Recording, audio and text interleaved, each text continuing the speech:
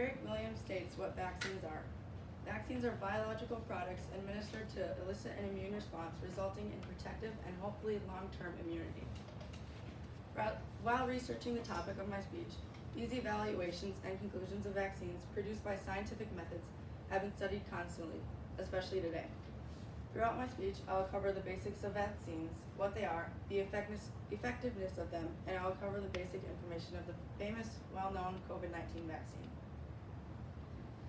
Yves Dubé says, vaccination is considered one of the greatest achievements of public health. Children and adult diseases are very rare because of vaccines to help fight against those communicable diseases. Being vaccinated is widely accepted to the public, but not everyone follows the accepting side. This part of my speech is a little biased, but this is what research provided. Now we know what vaccines are and how they are the greatest medical achievement. Now we will see how vaccines actually work. As a human being, you encounter lots of germs each day. Our immune system is able to fight off most of these, and it is common for our bodies to get over them. Some germs, though, are not able to be fought off because your body cannot handle it. This is what vaccines are made for. When the vaccine is put into your body, it first will respond the same way it does to a foreign germ. It then responds by making antibodies to the germ in the vaccine just as it would for a real germ. Then it remembers the germ and how to destroy it and get rid of it. So in the future, if you are ever exposed to the disease-causing germ, your immune system will be able to quickly destroy it before it has a chance to make you sick. This also helps with immunity. Now I will show you a quick video about how vaccines work and how they fight against germs.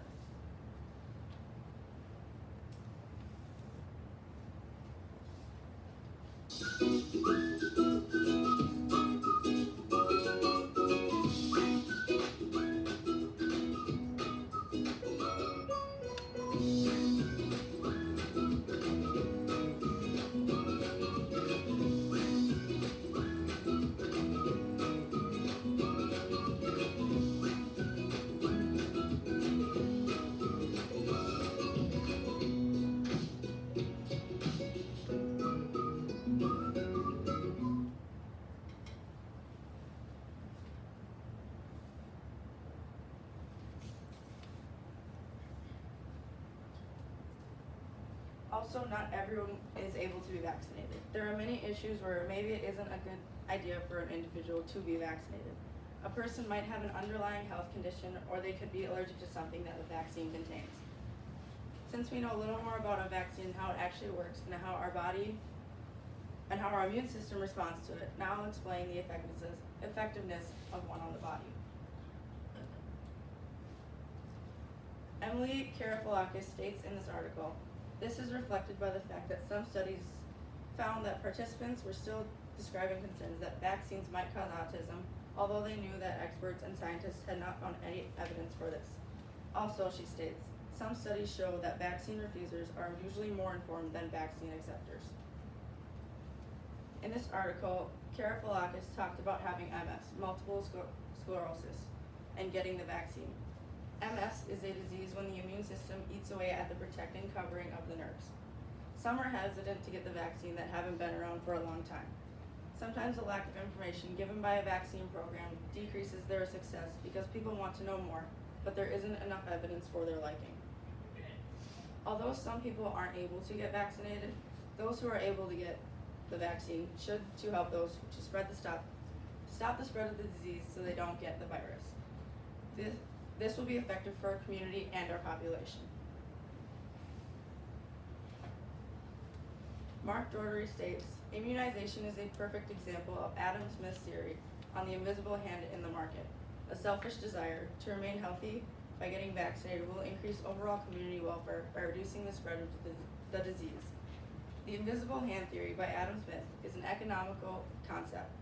It describes as a natural force, the unintended creator, social benefits, and good is brought out in public by one's self-interest.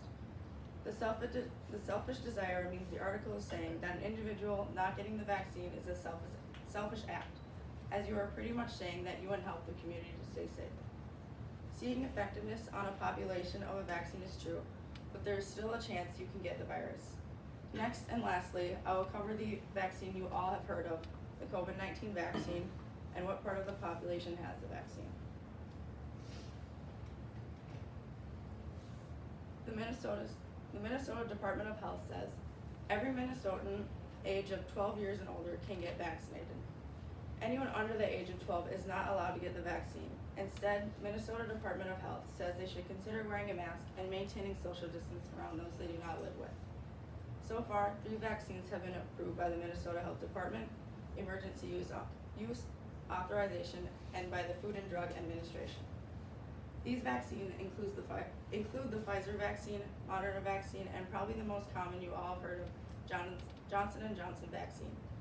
57.4% of the U.S. population have been vaccinated with one of those vaccines. All were approved by August 23rd of 2020.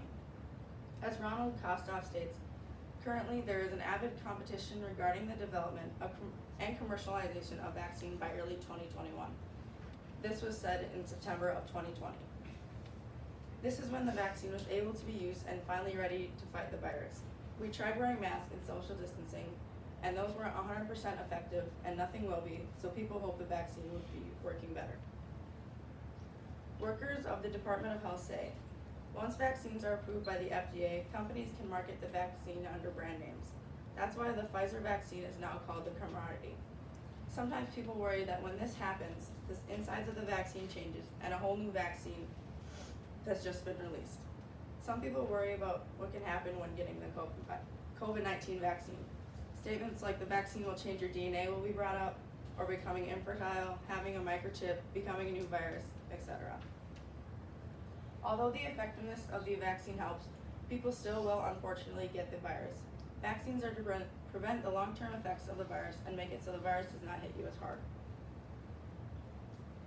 Throughout my speech, I covered the effects of vaccines, what they are, the effectiveness of them, and I covered the basic information of the famous COVID-19 vaccine. Vaccination helps our population fight against the disease and helps us become stronger and healthier.